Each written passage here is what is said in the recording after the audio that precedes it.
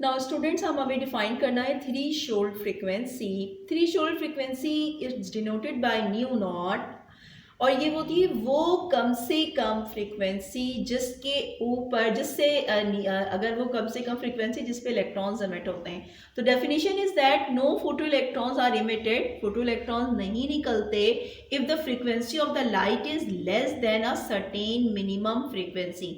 यानी कि ये ऐसा नहीं होगा कि किसी भी इलेक्ट्रॉन्स जो हैं वो किसी भी उसके ऊपर सरफेस के ऊपर किसी भी किस्म की फ्रीक्वेंसी जो है, मेटल है ये और इसके अंदर ये इलेक्ट्रॉन्स हैं, और किसी भी किस्म की जो भी आएगी फ्रीक्वेंसी इलेक्ट्रॉन्स निकलना शुरू हो जाएंगे। No, it's has the particular frequency.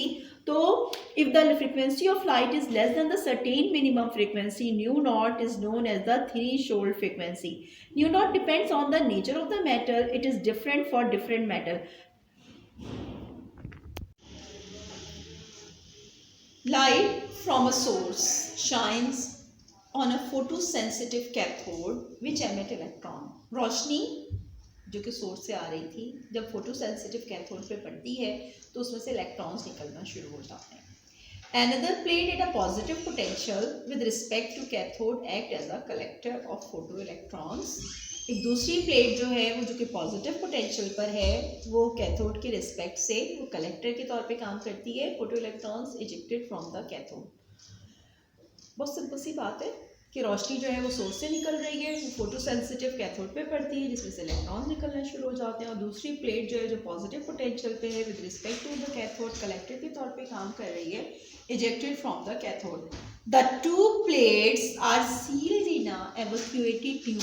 अच्छा, ये दोनों प्लेट जो है इनको क्या किया गया है, एक शीशे की एक ट्यूब ली गई है एवैक्यूएटेड, उसमें इसको सील कर दिया गया है, connected externally to the variable voltage source, और उसको जो है बाहर से एक वेरिएबल वोल्टेज सोर्स से ज्वाइन किया गया है, एंड अ सेंसिटिव गैल्वेनोमीटर। तो दिस इज द, आप you write in this way, आप पूरा का पूरा ये लिखेंगे, पहले डायग्राम बनाएंगे, उसके बाद ये पूरा अरेंजमेंट लिखेंगे, बात पूरी कंप्लीट होगी। सिंपल सा प्रोसेस है ये, लेकिन आपको बात पूरी कंप्लीट करनी है।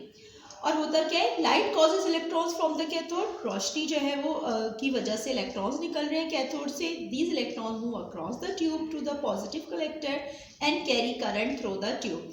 When the light is switch off the current stop. इसका मतलब क्या है कि रोशनी जो है वो उसकी वजह से इलेक्ट्रॉन्स निकले कैथोड में से, वो ट्रैवल करने लगे ट्यूब के अक्रॉस, कलेक्टर पे पहुंचे, और गैल्वेनोमीटर ने क्या शो कर दिया, करंट।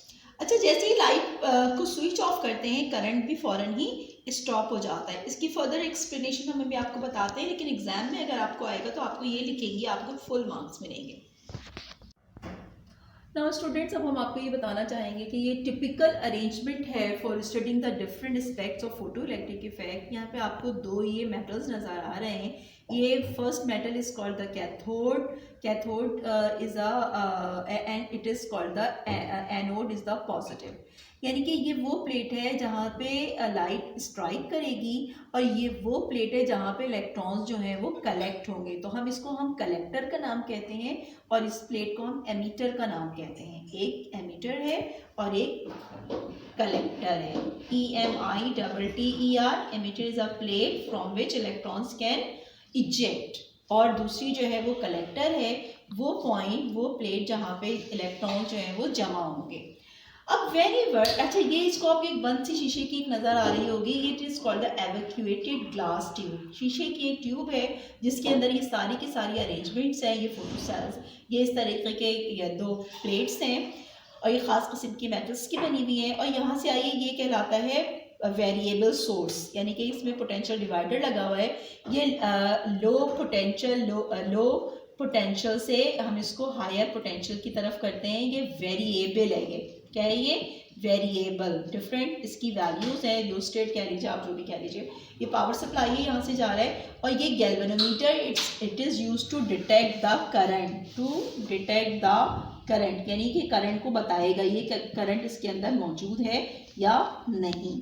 ठीक है। कब होगा, हम इसे देखेंगे कि ये तो this arrangement is called the typical arrangement for studying the photo different aspects of the photo electric effect. अब देख रहे हैं कि जैसे ये लाइट वेव्स खास किस्म की थ्रेशोल्ड फ्रिक्वेंसीज की से स्ट्राइक करती हैं, इलेक्ट्रॉन्स निकलना शुरू करते हैं। अब ना सिर्फ इलेक्ट्रॉन्स निकल रहे हैं बल्कि इनकी मूवमेंट भी यहाँ पे नज़र आ रही है। अब हम इसको डिफरेंट एस्पेक्ट से देखते हैं। जैसे ही ये इलेक्ट्रॉन्स निकलना शुरू हो जाते हैं और इस पर टकराते हैं, सर्किट से करंट फ्लो होने लगता है और गैल्वेनोमीटर शोज द रीडिंग। अब स्टूडेंट्स हमने ये देखी कि हमने क्या किया है कि इसको यहाँ से, ये तो था कलेक्टर ही था, नेगेटिव पोटेंशियल पे ही था। अब जब इलेक्ट्रॉन्स मूव कर रहे थे तो जो है वो क्या होता है, इसको हमने नेगेटिव कर दिया। अब इलेक्ट्रॉन पे भी नेगेटिव चार्ज है, इस पे भी नेगेटिव चार्ज है, तो ये दोनों एक दूसरे को क्या करने लगे, रिपेल करने लगे। तो वो बहुत ही शाज़ो नादिर कोई इलेक्ट्रॉन जिसकी एनर्जी बहुत ज़्यादा होगी वो यहाँ पर पहुँचेगा। लेकिन नॉर्मली क्या होगा, ये नेगेटिव चार्ज जो है इसके ऊपर जो हमने नेगेटिव पोटेंशियल इसको दिया है, वो नेगेटिव पोटेंशियल की वजह से इलेक्ट्रॉन्स को क्या कर रहे हैं, रिपेल कर रहे हैं। अब वो रिपेल करते करते स्पेस चार्ज रीजन छोड़ देगा ये, जिसकी वजह से क्या होगा कि कोई भी इलेक्ट्रॉन यहाँ तक नहीं पहुँच सकेगा और गैल्वेनोमीटर में जो है वो नो डिफ्लेक्शन का आएगा, यानी कि वो क्या हो जाएगा, वो जीरो पे रहेगा, किसी किस्म का कोई डिफ्लेक्शन नहीं होगा। तो ये इस तरीके से हम क्या निकालेंगे कि अब हमें क्या करना होगा, वो इलेक्ट्रॉन जब यहाँ से यहाँ तक लेकर जाएंगे, that's mean we do some work on that electron, क्योंकि उसे अगेंस्ट द फील्ड जाना पड़ेगा। और जब अगेंस्ट द फील्ड जाना पड़ेगा तो उस वक्त जो उसका पोटेंशियल होगा वो स्टॉपिंग पोटेंशियल होगा। तो the potential at which no electron can reach that collector, it's called the stopping potential and it is denoted by V naught. It's a very important, हम ये कैपिटल V से जाहिर करेंगे, it is called the stopping potential। वैसे तो नाम से जाहिर है ये कि ये वो पोटेंशियल जिसपे सर्किट में से इलेक्ट्रॉन्स जो हैं वो कलेक्टर पर नहीं पहुंच सकते, और उस वक्त जो इलेक्ट्रॉन की एनर्जी होती है वो मैक्सिमम एनर्जी होती है, और एक आध जिसकी एनर्जी बहुत ज़्यादा होती है वो यहाँ पर पहुंच जाता है। नाउ स्टूडेंट्स, अब हमें एक बहुत इंपॉर्टेंट आपको चीज़ बतानी है कि ये इलेक्ट्रॉन्स जो निकल रहे हैं उनकी मैक्सिमम एनर्जी कैसे फाइंड आउट करना है। The method is that, exam में ये बड़ा इंपॉर्टेंट क्वेश्चन आता है, how can you find out the maximum energy of the photo electron.